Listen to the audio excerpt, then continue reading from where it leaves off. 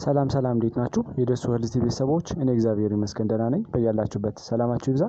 ዛሬም እንደተለመደው በአንድ ጠቃሚ ርዕስ መጥቻለሁ። በዚህ ቪዲዮ አብረን እንድንማማር የፈለኩት የእንቅርት እጢ ወይም ደግሞ የታይሮይድ ግላንድን የሚደግፉ እጅግ አስገራሚ የሆኑ የምግብ አይነቶችን እናያለን ማለት ነው። ከዚህ በተጨማሪ ደግሞ ምን ምን አይነት ምግቦችንስ ለታይሮይድ እጢ ወይም ደግሞ ለእንቅርት እጢ ሊጎዱ የሚችሉ የምግብ አይነቶች እነማን ናቸው የሚለውን ከዚህ ቪዲዮ ጋር አያይዘን እንወያያለን ማለት ነው። ከዛ በፊት እንደተለመደው ለቻናል አዲስ ሆናችሁ ሳብስክራይብ ያደረጋችሁ ቪዲዮውን እንድትጀምሩና እስከመጨረሻው እንድታዩት እጠይቃለሁ። ወደ ቪዲዮ እንሂድ።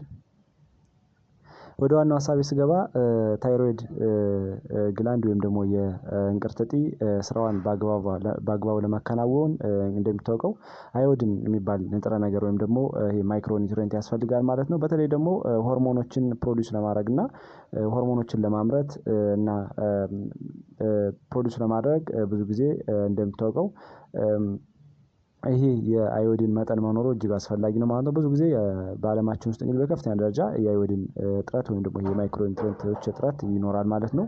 በተለይ ደግሞ አዮዲን ማነሱ ብዙ ጊዜ ለሃይፖታይሮይዲዝም ለምንጠራው ወይም ደግሞ ጎይተር ብለን እያልን የምንጠራው ነክ ላይ ላርጅድ የሚሆን የግላንድ አይነት ይፈጠራል ማለት ነው። በተለይ ይሄ የሚፈጠረው ምንድነው? እጥረቱን ወይም ደግሞ ሾርቴጁን ኮምፖንሴት ለማድረግ ግዴታ ሃይፐርትሮፋ ይሆናል ማለት ነው። በዛ ሂደት ጎይተር እየተባለ ይጠራል ማለት ነው። ወይም ደግሞ ይሄ ሃይፖታይሮይዲዝም እጥረት ይኖራል ማለት ነው። ይህም ብቻ ሳይሆን ሌሎች የበሽታ አይነቶችም አብረው ይፈጠራሉ ማለት ነው። በተለይ ደግሞ እጥረቱን ለመቀነስ ወይም ደግሞ የአዮዲንን ችግር ለመቅረፍ ብዙ ጊዜ ፎርቲፋይድ የሆኑ የተለያዩ ነገሮች ይመጣሉ ማለት ነው። በተለይ ደግሞ እንደሚታወቀው የአዮዳይድ ሳልት እያልን የምንጠራው ብዙ ጊዜ ከፍተኛ የሆነ የአዮዲን ይዘት ያላቸው ማለት ነው። ወይም ደግሞ ሲልድ ሆኖ የሚሸጠው የጨው አይነት ማለት ነው። በተለይ ደግሞ የታይሮይድ እንግዲህ አንዱ ኢምፖርታንት የሆነ የኢንዶክሪን ሲስተም ግላንድ ወይም ደግሞ የግላንድ አይነት ነው ማለት ነው። ይሄ ደግሞ ቅድም እንዳልነው ሆርሞኖችን ሜክ ለማድረግ ሪሊዝ ለማድረግ የሚጠቅመን የግላንድ አይነት ማለት ነው። በተለይ ደግሞ ፋንክሽኑ ምንድነው? የታይሮይድ ግላንድ ብዙ ጊዜ ሜታቦሊዝምን ኮንትሮል ማድረግ ነው። በተለይ ደግሞ ሜታቦሊዝምን ኮንትሮል ሲሆን በተለይ እነዚህ ማክሮ ኒውትሪየንቶች ወደ ስሞለር ዩኒት ተቀይረው ኢነርጂ ፕሮዲዩስ እንዲያደርጉ ኃይል እንዲፈጥሩ በማድረግ ትልቅ ሚና አለው ማለት ነው። ስለዚህ ታይሮይድ ግላንድ እንግዲህ ብዙ የሚያመነጫቸው የሆርሞን አይነቶች አሉ። በተለይ ደግሞ እንደ ቲ4 ብለን ወይም ደግሞ ታይሮክሲን ብለን የምንጠራው የሆርሞን አይነት አለ። ቲ3 ወይም ደግሞ ትራይ አዮዶ ታይሮይድ ብለን የምንጠራው የሆርሞን አይነት አለ። ሶስተኛው ደግሞ ሪቨርስ ትራይ አዮዶ ታይሮይድ ብለን የምንጠራቸው የሆርሞን አይነቶች አሉ። አራተኛው ካልሲቶኒን ብለን የምንጠራው የሆርሞን አይነት አለ ማለት ነው። የካልሲቶኒን እንግዲህ ደም ውስጥ ያለውን የካልሲየም መጠን ሬጉሌት የሚያደርግ ነው ማለት ነው። ስለዚህ እነዚህን ፕሮዲዩስ ያደርጋል ማለት ነው። በተለይ አሁን እንደጠቀስነው የዝቅተኛ የሆነ የአዮዲን ይዘት ያላቸውም አዮዲን በከፍተኛ ደረጃ ማንጠቀም ከሆነ የአዮዲን እጥረት ካለ ለተለያዩ ችግሮች ልንጠቃ እንችላለን ማለት ነው። በተለይ ደግሞ የተለያዩ ችግሮች አሉ። ለምሳሌ ሜታቦሊዝምን ሰውነታችን ፕሮዲዩስ ወይም ደግሞ ሜክ ማድረግ አይችልም ማለት ነው። ሜታቦሊዝም ከሌለ ደግሞ አሁን እንዳልነው ኢነርጂ ማግኘት አንችልም ማለት ነው። ስለዚህ የታይሮይድ እጥረት መኖር ለሜታቦሊዝም ችግር ልንጋለጥ እንችላለን። ልብ ላይ የተለያዩ ችግሮች ሊያጋጥሙ ይችላሉ። ብሪዚንግ ላይ፣ ዳይጀሽን ላይ፣ የሰውነት ሙቀታችን ላይ፣ አጠቃላይ ብሬን ዴቨሎፕመንት ጋር ተያይዞ ሜንታል ካፓሲቲ ወይም ደግሞ ሚሞሪ ጋር ተያይዞ ሌላው ደግሞ ቦን ላይ የቦን ማስ ዴንሲቲ ጋር ተያይዞ ያለውን ሂደት ፈርቲሊቲ ላይ ያለውን ሂደት ሊያስተዋግሉ ይችላል ማለት ነው። በተለይ ታይሮይድ እንግዲህ ይሄ የታይሮይድ ሆርሞን ብዙ ነገሮችን ይቆጣጠራል። አሁን እንዳልነው ሰውነታችን ምን ያህል ኢነርጂ መጠቀም እንዳለበት፣ እንዴት መጠቀም እንዳለበት እና እንዴት አድርጎ ሜታቦሊዝም ማከናወን እንዳለበት ይቆጣጠራል ማለት ነው።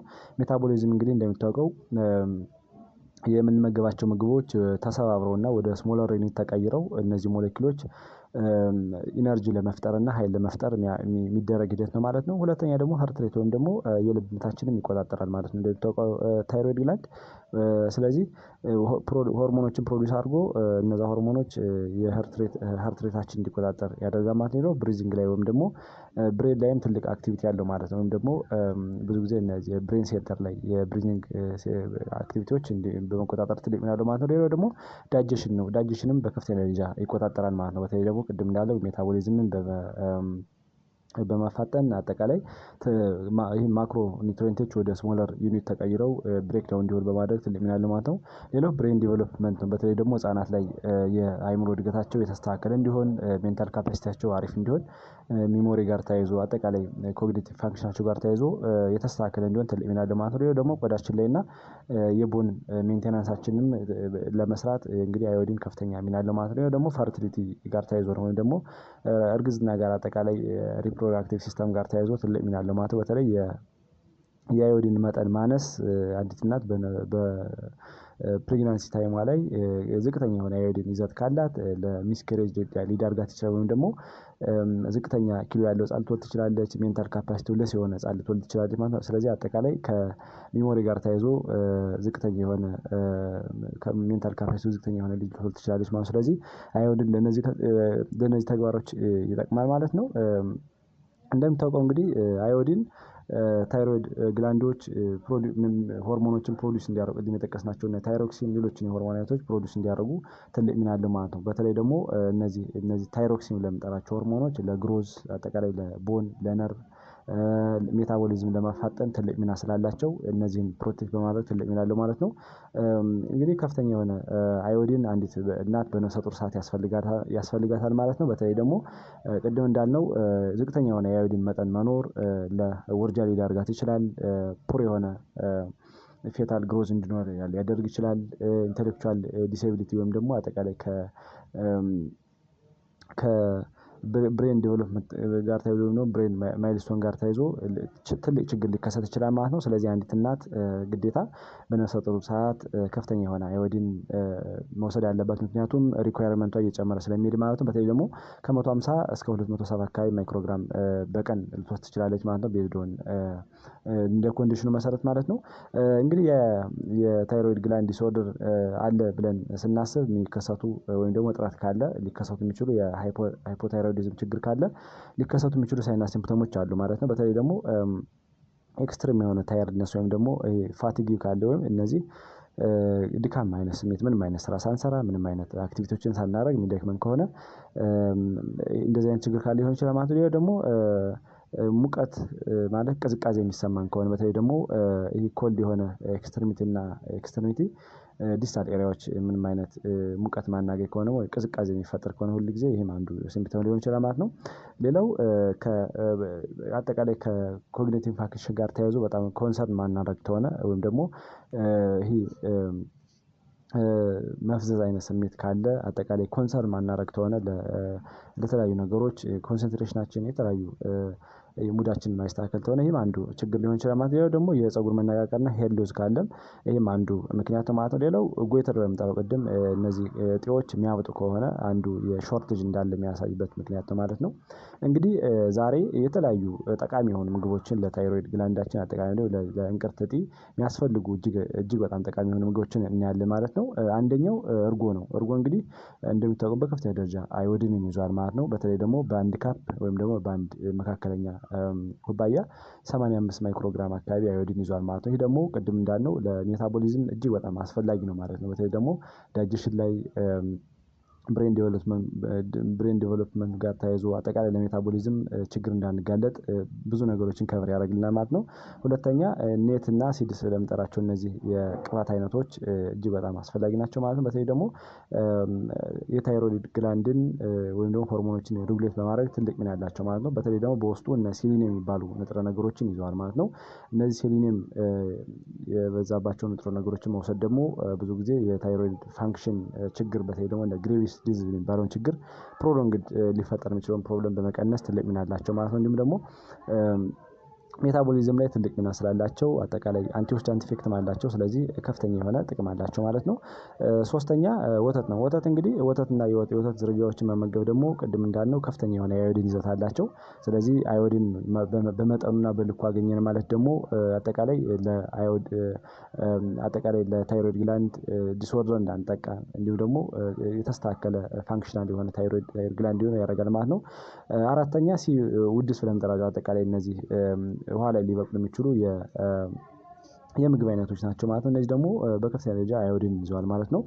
እነዚህን ብንመገብም ትልቅ የአዮዲን ይዘት ስለምናገኝ በጣም አስፈላጊ ናቸው። በተለይ ደግሞ አዮዲን እንግዲህ በከፍተኛ ደረጃ ይገኛል ተብሎ የሚታሰበው አንደኛ ጨዋማ ሳልቶች የሚገኙበት የውሃ አይነት ነው ተብሎ ይታሰባል። ሁለተኛ ደግሞ አፈር ላይ ነው እንግዲህ በከፍተኛ ደረጃ የሚገኘው ማለት ነው። ስለዚህ ይህ ሲውድ ብለን የምንጠራው ደግሞ ወይም ደግሞ እነዚህ አጠቃላይ የውሃ ምርቶች የምንጠቀም ብዙ አዮዲን ስለሚይዙ ለሆርሞን ፕሮዳክሽን ትልቅ ሚና አላቸው ማለት ነው። በተለይ ደግሞ የታይሮይድ ሆርሞን ፕሮዳክሽን ላይ ትልቅ ሚና ስላላቸው ለተለያዩ ችግሮች እንዳንጠቃ ይሆናል ማለት ነው።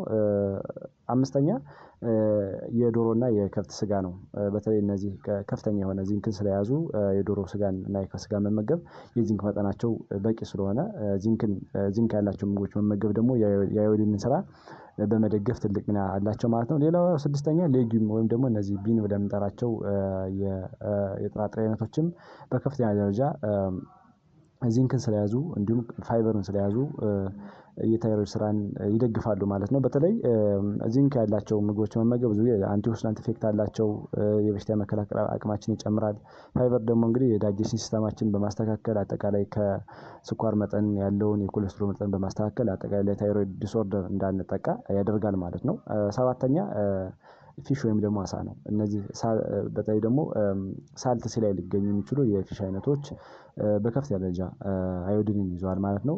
እንደሚታወቀው እነዚህ አዮዲን እንግዲህ በከፍተኛ ደረጃ የሚገኘው አፈር ላይ እና ሲ ወተሮች ላይ ነው ተብሎ ይታሰባል ማለት ነው። በተለይ ደግሞ እነዚህ እነ ሳልሞን ሌሎች የአሳ አይነቶች በከፍተኛ ደረጃ ኦሜጋ ስሪ ፋቲ አሲዶችን ስለያዙ እነዚህ ደግሞ ኢንፍላሜሽን እንዳይኖር በታይሮይድ ግላንድ ላይ ኢንፍላሜሽን ብግነት እብጠት እንዳይኖር በማርበት ደግሞ ጎይተር የሚባለው ነገር እንዳይፈጠርና ለሃይፖታይሮይዲዝም ችግር እንዳንጋለጥ ትልቅ ሚና አላቸው ማለት ነው። ስለዚህ ፊሽ እና የፊሽ አይነቶችን ብንመገብ ተጨማሪ ደግሞ እነዚህ ሼልፊሽ ስለምንጠራቸውን እንደ ሎብስተር ሽሪምፕስ ስለምንጠራቸው ከፍተኛ የሆነ አዮዲንን ስለያዙ እንዲሁም ከፍተኛ የሆነ ዚንክን ስለያዙ የበሽታ የመከላከል አቅማችን በመደገፍ አጠቃላይ ኢንፍላሜሽንን በመቀነስ ታይሮይድ ግላንድ ላይ የታይሮይድ ግላንድ በአግባቡ ስራው እንዲሰራ ያደርጋሉ ማለት ነው።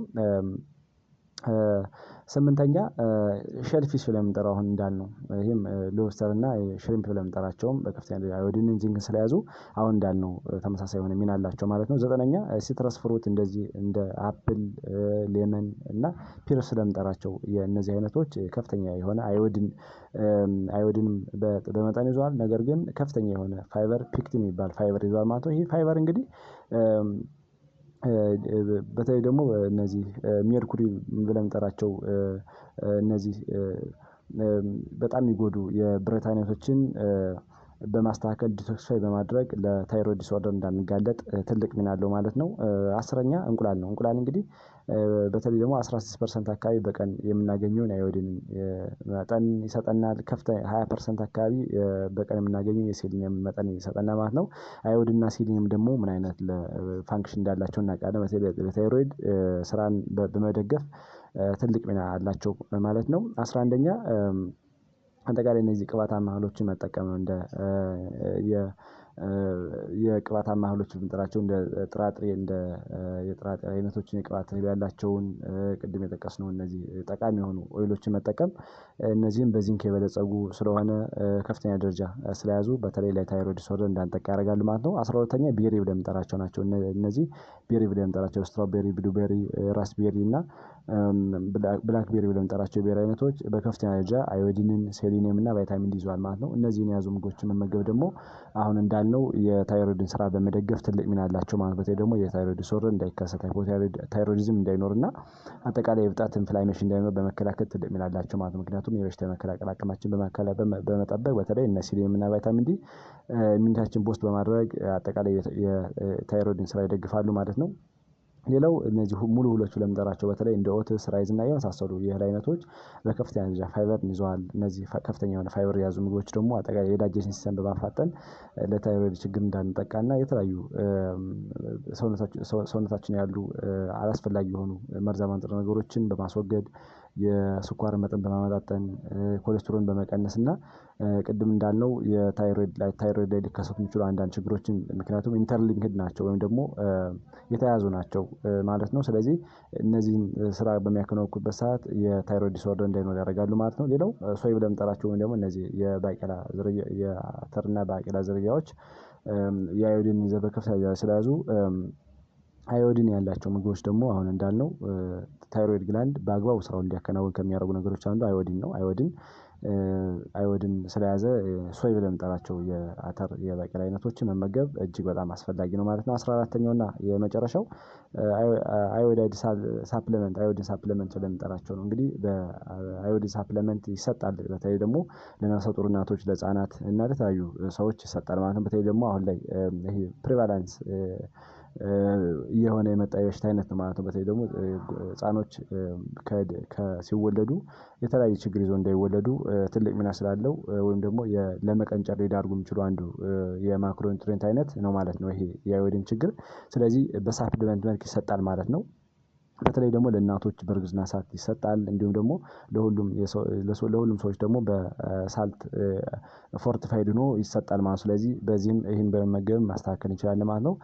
መቀነስ ያለብን የምግብ አይነቶችስ እነማን ናቸው የሚለውን ስናይ ብዙ ጊዜ ግሉቲን ያላቸው ምግቦች እንደ ስንዴ፣ ገብስና ዝርያዎችን መጠቀም አስፈላጊ አለ ማለት ነው። በተለይ ደግሞ የሃይፖታይሮይዲዝም ችግር ወይም ደግሞ የታይሮይድ ግላንድ እጥረት ካለ ወይም ደግሞ ችግር ካለ ሃይፖ ታይሮይዲዝም ለሆኑ ሰዎች ብዙ ጊዜ አይመከርም ማለት ነው። ምክንያቱም እነዚህ አውቶ ኢሚዩን ኢንፌክሽን ያመጣሉ ተብሎ ይታሰባል ማለት ነው። በተለይ ደግሞ እንደዛ ግሬቪስ ዲዚዝ ለምንጠራውን እና ሌሎች የበሽታ አይነቶችን ፕሮዲውስ ማድረግ ስለሚችሉ እነዚህን ግሉቲን ኮንቴንት ያላቸው ምግቦች በእነዚህ ዲስኦርደር ያለባቸው ሰዎች መውሰድ የለባቸው ማለት ነው። በተለይ ደግሞ ኖርማል ከሆነ ችግር ላይኖር ይችላል። ነገር ግን ሃይፖታይሮይዲዝም፣ ሃይፐርታይሮይዲዝም ያላቸው ሰዎች ብዙ ጊዜ እነዚህ ምግቦች እንዲመገቧቸው አይመከርም ማለት ነው። ሁለተኛ ፕሮሰስ የሆኑ ፉዶች በተለይ ደግሞ ከፍተኛ የሆነ ሳልት ያላቸው፣ ከፍተኛ የሆነ ሱገር ኮንቴንት ያላቸው እና ከፍተኛ ጠቃሚ ያልሆነ ፋት የያዙ ምግቦችን ፕሮሰስ የሆኑ የፋብሪካ ውጤቶችን መመገብ ብዙ ጊዜ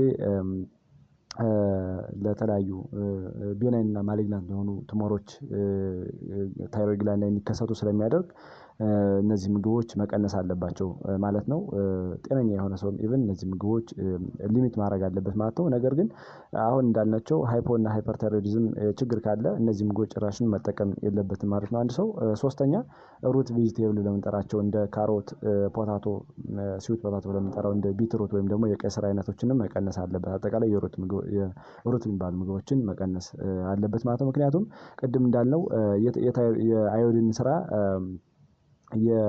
የአዮዲን ስራ ያስተጓጉላሉ ተብሎ ይታሰባል ማለት ነው። ምክንያቱም አዮዲን በከፍተኛ ደረጃ እንዳይመጠጥ አዮዲን በስርዓት ስራውን እንዳይሰራ በማድረግ ተግዳሮት ስለሚያመጡ እነዚህን ምግቦች አንድ ሰው ዲስኦርደር ካለበት በተለይ ደግሞ ሃይፖታይሮይዲዝም ካለበት እንደዚህ አይነት ምግቦችን መቀነስ አለበት ማለት ነው።